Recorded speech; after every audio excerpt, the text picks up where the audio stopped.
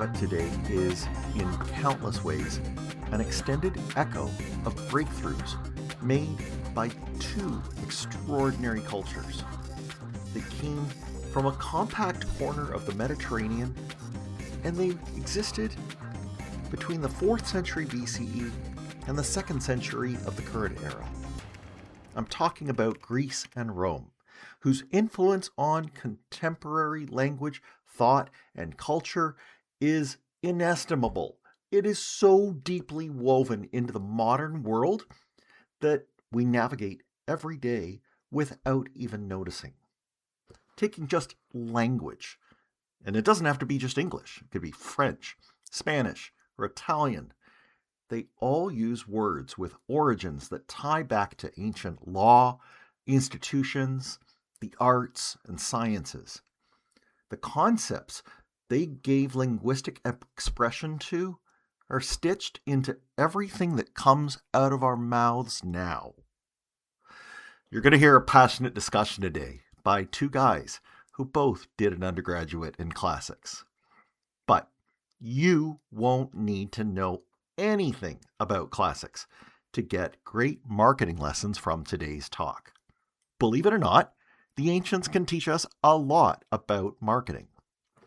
Our guest's undergraduate courses taken at the University of Oxford in classical Greek language and literature inspired him to write the book we're discussing today. He's a trainer, author, strategist, and lecturer who applies storytelling, behavioral economics, and insight-driven thinking to brands. Serving as a course director for several professional institutes, he also has delivered a TEDx talk and counts Panasonic, Nokia, the Royal Albert Hall, and the UK National Health Service among his clients. An accomplished writer, he has published several award-winning books, including The Storytelling Book, which has sold 40,000 copies. His 7th book, The Classical Marketing Book, is being released in North America at the start of 2026. I'm also thrilled to say that it is the 100th book that we have reviewed on this show. Let's go to the UK now and speak with Tas Tasgal. Tas, welcome to Final Reboot. Hi, it's a great pleasure to have the conversation with you. I'm super excited about this. You have a book which, as of the time of this recording, is about to come out in all markets. Could you please tell me the name of the book? Yeah, it's called The Classical Marketing Book, and it's about what the Greeks and Romans can teach us about marketing, which I like to think is an interesting niche. But as you say, I've already launched it in the UK and it's hopefully going global fairly soon. So we'll see. That's fantastic. I can say there's not another book like this out there. Let's begin with the fact that it is exclusively around Greek and Roman civilization. Begs the question, which I think you and I have satisfied in our minds, but not everybody else may. Is it about the ancients who were in a relatively small place and a relatively small time period, compared to the annals of world history, that makes what they were doing so significant to us today that you can even say it'll apply to marketing? It's a question I get asked a lot. So people say to me, why do I need to, if I work in marketing or data or insight, what need do I have of dead languages, dated demagogues, or dark myths? So let me give you an answer to this, which is I come from an advertising agency background, communications, strategy, branding, marketing, presenting. And I've spent a lot of my time with data or with people who give me data. And I think it's important, whether we're analyzing data, presenting data, giving speeches, doing TEDx talks, whatever it is what we do, that we can create something which people feel an emotional connection to. So again, behavioral economics as well as storytelling is one of my key sort of areas of interest. So what I'll say to people is we need to bring in other areas. We need to make analysis, data, marketing more porous, I think, to other areas of expertise, especially in the area of influencing. So when you look at that golden age, that sort of first age of enlightenment around sort of 400, 500 BCE, you look at Greece, then you look at Rome, there is an immense trove, absolute huge depth of understanding about the powers of persuasion, about the force of mythology, about the well springs of human behavior. Just one example that comes up. So in London, in fact, you can see so much stuff at the moment. You can watch Jeff Goldblum in Chaos. I saw Rami Malek as Oedipus on the London stage. I also saw Brie Olson as Electra. You've got Stephen Fry writing books. You've got all sorts of novelists going back to the Greeks. Why, for example, could I see two versions of Oedipus? Because Oedipus Rex is the world's first detective story. By the way, spoiler alert for anyone listening, he did it. Which But my makes it point so is, hard for him to find the culprit. I know, and it's a brilliant, and also it's just beautifully, brilliantly constructed. And the reason why Rami Malek can come over and sell out is not just because he's Rami Malek; it's a timeless story. And that's for me the key to all of this, which is 2,500 years ago is a blink of the eye. But Yes. there are so many things that we can just look at and appreciate and bring into what we do. Because that's for me the key to writing this book. It's not a theoretical philosophical treatise. It's about what can you actually apply to how you think about data or analysis or presentation. That's, if you like, the sort of the first point of entry for me. No question. And the amount of observation that they did, the universal human qualities that they wrapped into all that they talked about, and the fact that they were all very intent on getting this stuff recorded. So we are so fortunate, and I don't want to denigrate other cultures, but they did lead with being able to capture so much of this passed down either through oral or written tradition, so that we even have it to this day. And you talked near the end of the book about how it's only a fraction. Some Is guesstimates are maybe as low as 1%, but I'll at least be with you in the single digits percentage wise of all that was written in the corpus versus what has survived until today. But there's even more that has survived, which you spend a lot of the book talking about, and that is the actual mechanisms by which we communicate words, and that we have so much to thank them for laying out that set of word stems and roots that give us today's vocabulary. It's funny, I can bore for Britain on this subject, so you may just have to hold me back, Glenn. So I'm obsessed with etymology. Again, my wife, my three grown-up children, they suffer. They suffer. Funny enough, I had a book launch in London, what, 2 weeks ago, I think. And I used an example from the States, actually, Okay. because at the time you just had, was it New Jersey and Pennsylvania? The elections for governors. I don't want to get too deeply into the politics, but there's a word that Brits do not know, do not have. There are various words that you have that we don't, like copacetic. Brits Yes. don't. But you have a word gubernatorial. So gubernatorial comes from the Latin word gubernare, which means to steer, as in a ship. And it goes back to, I think, a poet called Alcaeus, who was the first person to use the metaphor to steer the ship of state. So Nice. gubernatorial literally means like a helmsman, a helmsperson steering a ship. But then there's another lovely etymological semantic link, right? Gubernare is the Latin word, the Greek version of the same idea of steering a ship. And that is literally the origin of the word cybernetics. Yes. A man called Norbert Wiener, and I think in the 1940s, created the idea of computers as networks and processes and used the word cybernetics. So I just find that joyous that you can look at the same sort of idea of steering a ship, and one gets turned into a sort of political sort of term, and the other is now something that is ubiquitous, the idea of cybersecurity or cyber fraud or whatever. For me, that's the richness, the semantics, the semiotics. So again, for me, part of the joy of writing the book is that I love all this, but also I'm trying to get people when they read it to think, okay, perhaps I can bring in some of that when I'm doing a speech or doing a presentation or turning analysis and data into insight. Yes. And you do play with the words a lot. I will also say that you can't resist a good pun. I'm afraid so, yes. You may be interested to know that Kubernetes that you mentioned, to some of our analytics and IT folks, they will know that because there is a company and indeed a type of product which serves Yes. as the Oh, yeah. vessel. That's literally what that thing is. It is a vessel for cloud-based data warehouses. Yet again, the words live on. Resurgence, right? It comes back. And this is a history certainly cycles like this, and the words that we use are very important. The ideas are too. So the book is broken into three parts. We'll Yes. cover the vocabulary and words in a second, but let's go back to the mythology, which is how you begin the book.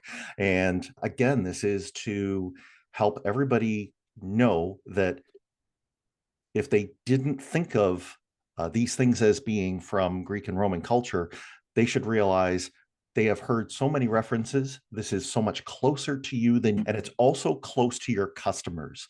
Can you give me maybe one memorable Greek myth that helps people see the power of particularly origins, or what they call ideologic stories? So 2 days ago, I was at this Market Research Society conference in London. I was chairing a panel, and we had lots of conversations. And one of the people had been away on holiday and just came back. And she said to me, I feel like I'm pushing the boulder up and it's coming down again. And I thought, do you know what you just said? I said, that is the story of Sisyphus. I also studied French at school. So Camus wrote a story, Le Mythe de Sisyphe, the myth of Sisyphus. And again, it's just one of those timeless things. One of the things that I ponder in the first part of the book, as you mentioned, Glenn, is segmentation. I don't know how many of your audience play with segmentations.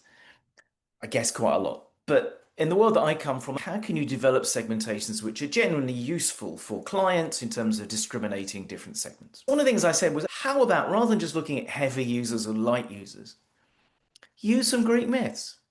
So this group are more like Apollo. They're more into order and control. Another group may be more like Dionysus. They're into indulgence and a lack of control and inhibition. Or they might be like Proteus, who could change his shape as a shapeshifter. I think in the book I say that Proteus is a shapeshifter as opposed to Pan, who is a sheep shifter. Sorry, I know you did mention the word Ooh, pun. You set me off, I'm afraid. I asked for it. The asked for it. And then you've got Odysseus, of course, who represents complexity. There's a great word right at And the beginning. cunningness. And yeah. And I'm fascinated, again, I don't know how many of your listeners will be, but there's a Greek word polytropos, which is the way that Odysseus is described in Greek at the beginning of the Odyssey. And it's a clever word because it means literally turning in many directions, which is what he does on the Odyssey. Yeah. But actually, it also means he's quite clever and cunning and deceitful. And it's often been translated as complicated.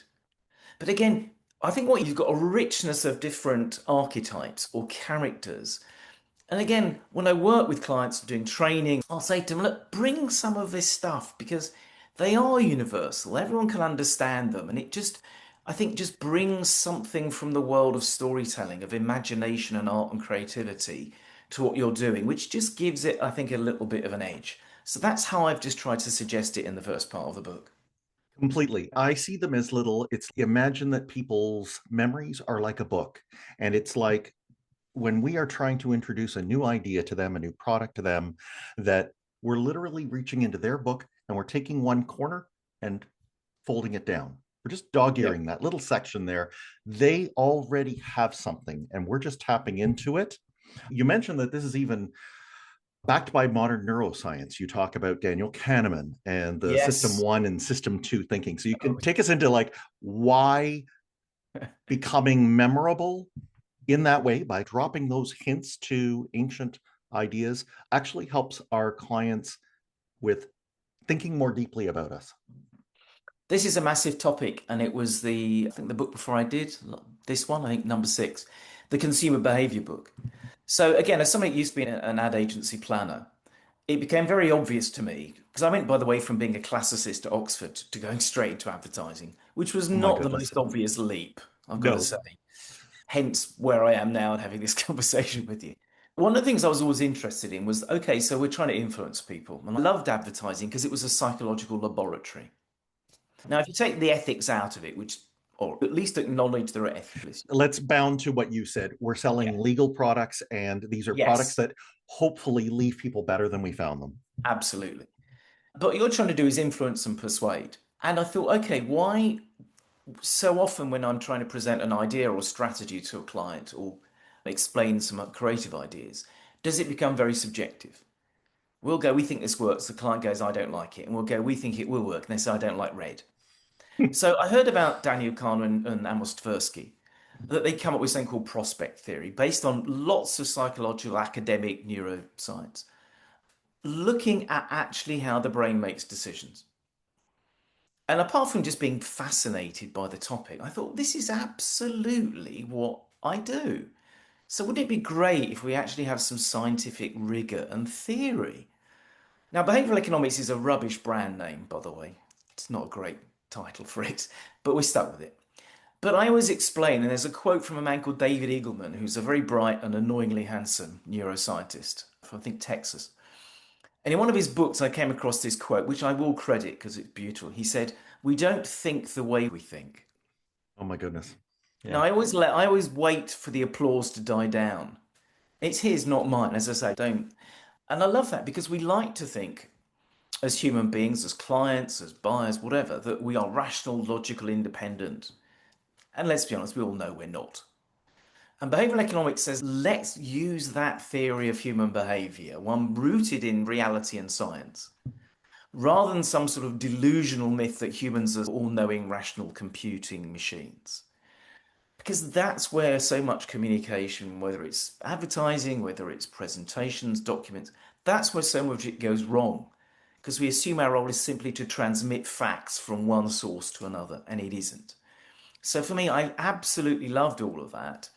And then I thought behavioral economics, with its emphasis on the power of emotion, leads so naturally to my main topic, which is storytelling, because stories are all about, as I say, identifying and amplifying emotion.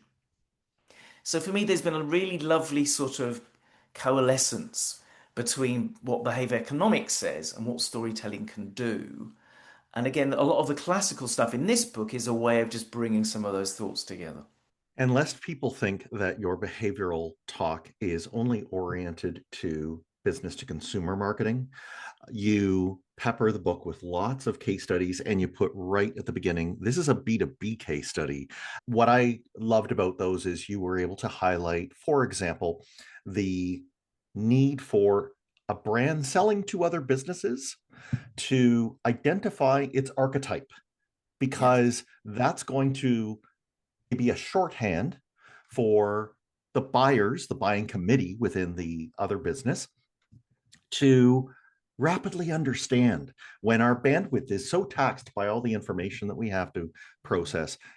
It's a way to understand and hopefully more deeply understand what Kahneman calls like system two thinking. Slow me down, bring me to a point where I'm going to hear that. And what's going to make people hear such things, you contend, is using these archetypes, these names, sometimes even the characters that we have had all along. Yeah. I'm going to just pick up one thing you said as well. You mentioned bandwidth. So I have a little expression which I fell into by accident, right? So my other area, as well as behavioral economics and story, is insight. An insight for me in my world of research is a valuable resource. And my favorite quote is from a science fiction writer and scientist called Isaac Asimov, who I'm sure a lot of your audience, and you're applauding quite rightly. By the way, because of my age, I have to say to people that Isaac Asimov wrote I, Robot, the book, not the film. And if you just stopped at watching the film, please don't go back and read the book. Foundation and Empire, great books. Not sure, I'm not sure about the series, but we'll see. He said, he had this great quote. He said that when scientists come up with something new, they don't go eureka. They go, that's funny. And I've always loved that as a quote, that feeling you get of, oh, okay, I hadn't thought of it like that.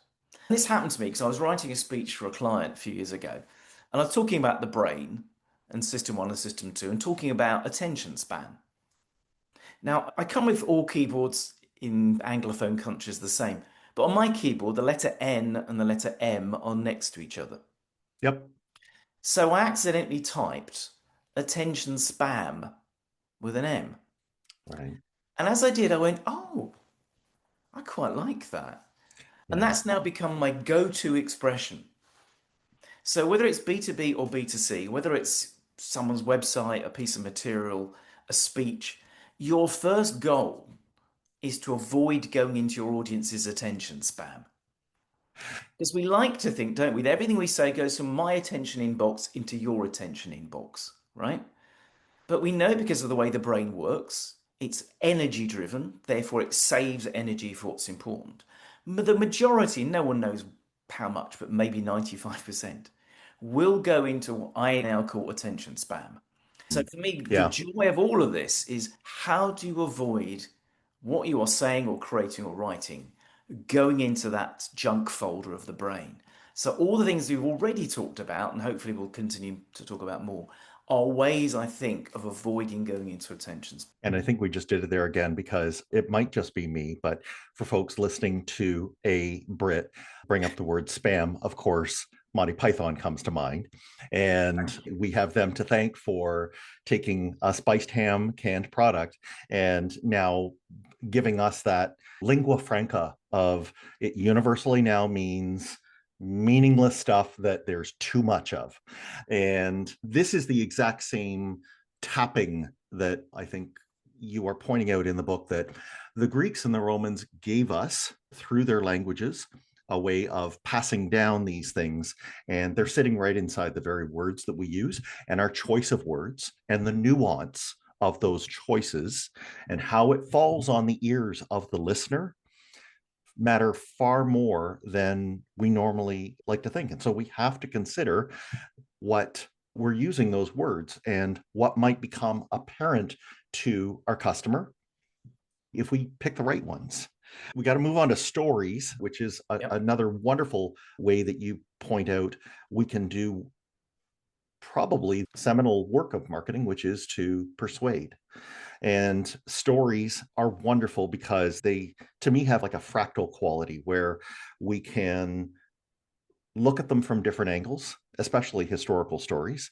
I'm thinking, for example, you talk in the book of Caesar. Most people today are, when I say Julius Caesar, they're thinking, okay, wasn't there a Shakespeare play I had to do about cover of him in school? There was a series on TV that Yep. involved him, various different things. But the debate is still out on whether Caesar is truly a hero or a villain. And it's basically how it's framed, which I think is really important. This is almost, we're verging into the difference of what is something that we believe versus what is truth.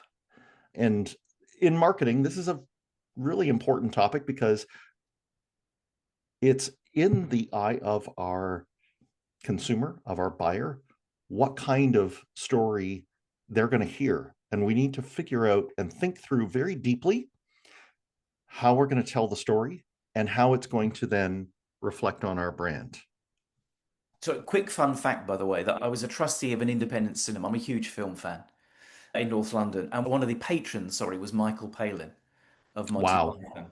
And I met him 2 or 3 times, and he was an absolutely delightful man and was very sweet to my children. So just to get Nice. that out the way. Cool. So you're right. What you've actually touched on, again, is something that overlaps between behavioral economics and storytelling, which is framing. So taking the same logically equivalent information, presenting it in a different way, and getting a different outcome. And I use this a lot as a training device. I use it with brands, all sorts of things. And again, the sort of locus classicus, if I can call it that, was an exercise I think Kahneman did, where this was a sort of an experiment where people were put into 2 groups and they were told before COVID, there's going to be a disease, a sort of SARS-like disease, and there's a treatment. And they are told, the first group are told that if you take this treatment, there's a 10% chance you'll die in 5 years. Would you take it? A different group are told, if you have to take this treatment, there's a 90% chance you'll survive in 5 years. Now, of course, the result you all know is that way more people go for option B, which is bizarre because they're the same information. Yeah. And what you said about truth, it is true that the way that information is framed which is why behavioral economics has an issue with economists. The brain needs frames to make sense of the world, Yeah. and a story can be a frame. So, how you create that frame can have a vastly different effect on your audience.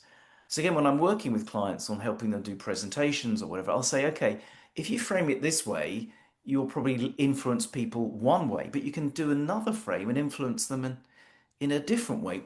Up to you. What do you think the right thing is for the audience? So, that's the broader policy. In terms of Caesar, as with Alexander the Great, you can say they were great heroes, they're great leaders, but also they massacred people. No one really knows, but it's in Caesar's Gallic Wars, which he wrote up himself, it's quite possible he killed 1 million Gauls. Now, Yeah. whatever you think, that's not great. But talking one other thing about Caesar, which I thought I'd mention, again for North Americans, I was watching, is it Velshi? I think it was on MSNBC or whatever it's called, MS Now, I think. And he was talking about what was going on with the National Guard in the US.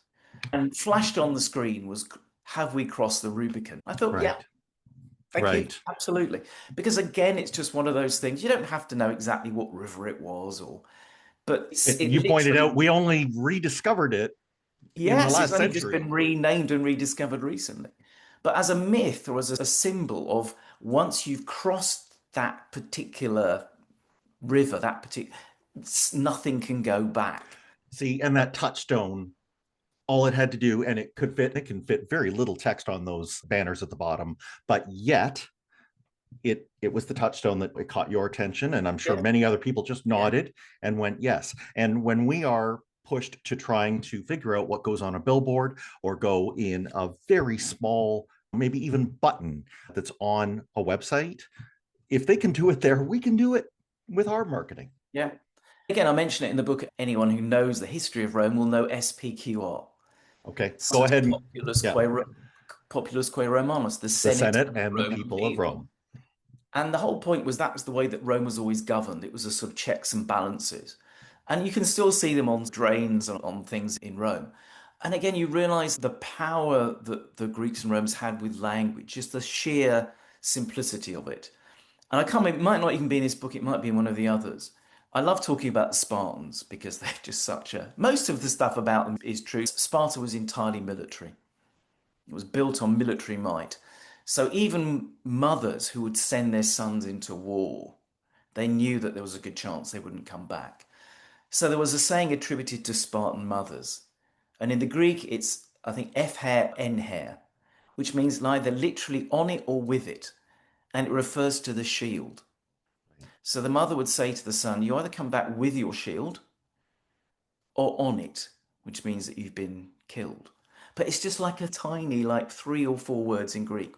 But it's just the sort of complexity of thinking that's collapsed into this really incredibly short piece of thinking. And again, I think it's like the Greek Ethos, the Christian fish, which is an acronym. And it was again a way of Christians building a community secretly. And Yeah. it stood for Jesus Christus Theo Huios Soter, Jesus Christ, Son of God and Savior.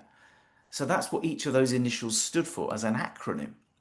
And it And became they fit within the shape of the fish, which within the shape of a might be fish because apocryphal, but ichthus is, I was told if you have two people meeting in the street and one is inquiring of the other whether they are a believer, that one would draw the top half of the fish and out to the oh, I tail, didn't know that. and like with their foot in the dirt, and then if the other one was inclined, they would complete the fish, Okay. and then they would just use their foot and rub it out, I didn't and know. it can be compressed. This is the loveliness of the Yes. language, is we can compress it down. You also talk about acronyms and initialisms. The Greeks and Romans were good at this too, whether we're talking FUG on the branding on the front of a slave who ran away, which we get the Yeah. word fugitive from. Yeah. There's so many different ones, and I love how you said, but be careful, these things can be subverted, reinvented, and satirized. So I guess we're seeing this with things like ICE right now in the United States as we record this in late 2025. There are things that we must be careful of because they do take on a life of their own when we try to shorten these things down to meme length. Yes, I'm always aware of that. And I think language, and again, hopefully everyone listening has got a sense of where I come from on this. Language for me is immensely playful. It does change. Meme, for example. Again, it's a brilliant coinage by Richard Dawkins. It has so many different Mm, strands. So right. it's deliberately meant to sound like all the other grammatical terms like phoneme and sememe. So it's like a unit. Yep. It also sounds like même in French, which means the same. So la même chose means the Ah, yeah. same, replicates. Le plus que ça I think it change. was like plus ça change, plus c'est la même chose. I've just come back from Lille in France, funnily enough. And also, I think it was Douglas Hofstadter pointed out, it's also two words, me, Oh, yeah. me. It's about, Very good. again, the sense of.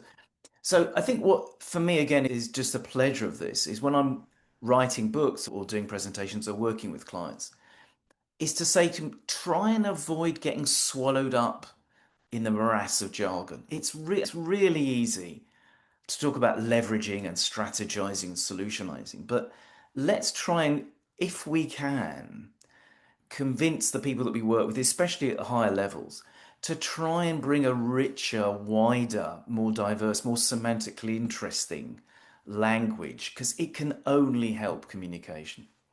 And Tas, we can do that through a gift that the ancients also gave us, rhetoric, which we Ah, can take all the way back to Aristotle, but we can bring yes. forward several hundred years to arguably one of the best rhetoricians we've ever had, who was kind enough to write down all of his tricks. Who was that? Are you talking about Cicero? Yes, I Legend. am. Yeah, Cicero, yeah. I always say to people that when I talk about storytelling and persuasion, really what I'm using is rhetoric. But I've learned over the years, if I say, please come to a training course or a day or a speech on rhetoric, no one would come. So I call it Mm. storytelling. We do it without knowing it. Some people may think that PowerPoint is when the modern ability to present was born. No, it's much older than that. But the Yes, way that you yes. do a good PowerPoint is all rhetoric. I describe PowerPoint as something for people in power who can't make their point. This is what you're going to Um, get with Taz's there books. are a couple of examples that I use a lot. Aristotle, for example, he gave what I still consider to be a pretty much unparalleled definition of persuasion. The three words, and it's always three, by the way, the magic number three, we talk about three all the time. So, Everywhere you look. Veni, vidi, vici, liberté, égalité, fraternité, three wise men, three blind mice. The number of times you're a lady, for any Mm, Commodores love it. listeners.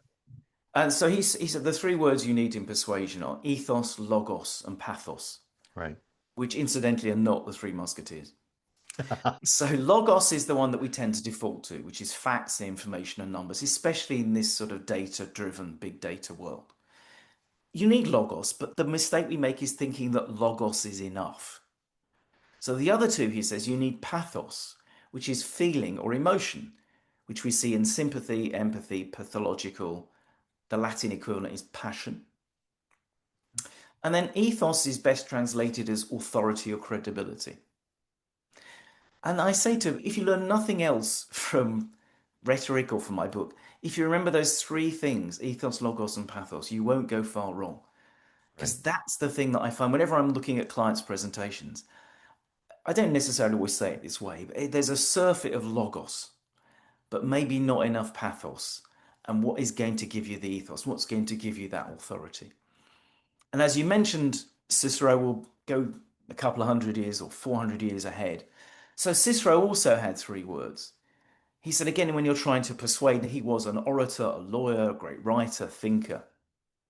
If anyone hasn't read the Robert Harris, novels about Cicero, please do. They're brilliant. He says there are three things you have to do. Docere, which means to inform. So Yep. again, logos. Ere, which means move. So again, that move, motion and emotion, it's the same Where etymology. that comes from. Yep. And then the third one was delectare, which means to delight. Now, again, you might think that sounds a surprisingly modern idea, but you do. You have to delight your audience. He was in the Roman courts trying to persuade people to let various people off, or you have to delight people. So, again, in terms of whether you call it entertainment or fun or playfulness, the sort of thing that I'm trying to do myself, you need to have those things together. And the obsession that we have with just information and facts and logic, what I call the arithmocracy, the obsession with numbers and measurement. For me, we've gone so far down that end of the spectrum, which is fine. I know we have to have that. But we've got to bring it back a little bit to the other end of the spectrum which is about emotion and fun and delectare.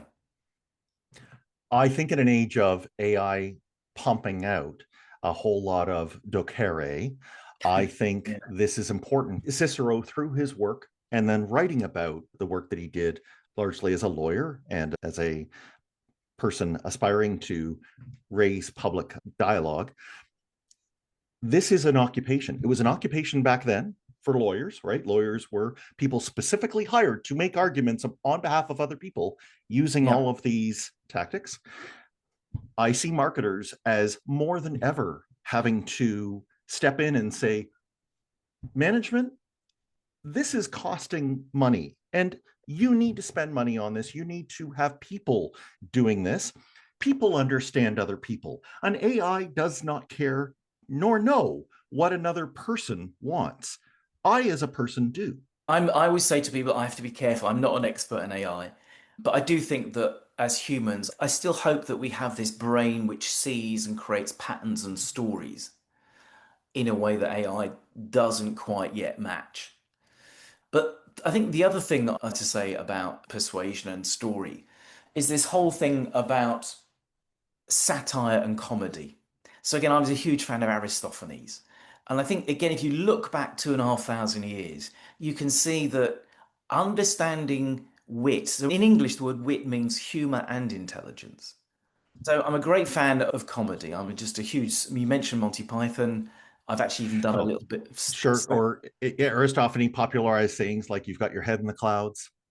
yeah, cloud cuckoo glad Right. is actually a word from the clouds, nephelokokougia in Yeah. Greek. Yeah. And there are so many other things, some of which are not suitable for broadcast. I just No, don't know from no, we'll leave Aristophanes. Lysistrata aside here. We'll leave Lysistrata to the side, various other things. But the thing is, again, what he did was to take political comment and satirize it. Now, if you go straight and look at Seth Meyers or Stephen Colbert or Jimmy Kimmel, there is a direct line. Correct. They are looking They're at masters of demagogue. it just as much as any of the ancients. Yeah. Yeah, and demagogue is a Greek word meaning the leader of the people. So for Aristophanes, it was Cleon, who was a guy pretending to court the public, but really just wanted power for himself, right? Now, I'm not going to make any modern parallels. I'll leave it to your audience to make those parallels. But that's what Aristophanes did. He also satirized Socrates for being head in the clouds as a philosopher. And then you look at that and you think, again, take away some of the specifics. Right. But again, Lysistrata is a very modern idea about how would you stop men going to war? Tell the wives not to have sex with them. But these are very, and there have been examples of that being used in different parts of the world, women doing that to go on.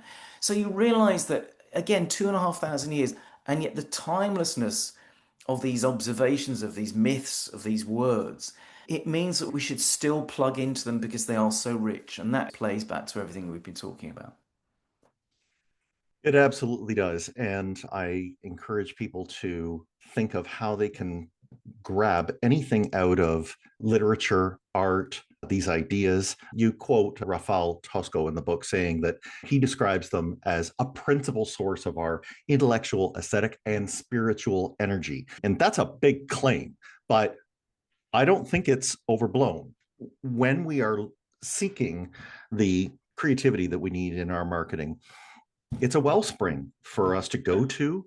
I think you have done a great job of showing people just how pervasive it is, and that we can certainly find that.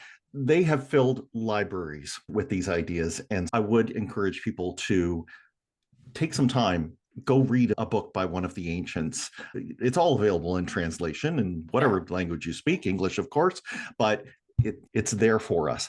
And then the next thing that I would say to them is pick up a copy of Taz's book. And if they're going to do that, Taz, where can they go? It should be on Amazon. I think it's going to be up soon in the next few months. All the books are on Amazon. The first one, the storytelling book, which is the one that's been translated into most languages, I think it's 40,000 sold now. Because there's a new edition, a 10th anniversary edition, which I've just updated. I'm told it's going to be on Amazon soon. They're waiting for stocks. But please do, and you'll find it. Hopefully, you can find it in some stores as well in the States. But if not, it's certainly online. But And if people want to find out what you're up to or reach out to you, where would you send them? yeah, I'm Tas Tasgal at LinkedIn, but hopefully there'll be some details on the. We'll include those in the show notes. LinkedIn is probably the best place. So, and Amazing. there's a TEDx talk. If you look on YouTube, there is a TEDx talk I did in the UK just about under 2 years ago. So 15 minutes of me talking about storytelling. We'll put that in as well. Tas, thank you so much for writing the book, and thank you for coming on the show. I think we have to do a director's cut, Glenn, which is like the 4 hour. Or we'll possibly delve into one of the other books. Yes, that would be great. Have you back. So thanks again for coming on to think about this and give some thought into how it can make your funnel even better. Thanks for listening. Follow the show on Twitter @Funnel Reboot. If you like what you have heard today, please consider leaving a review wherever you get your podcasts.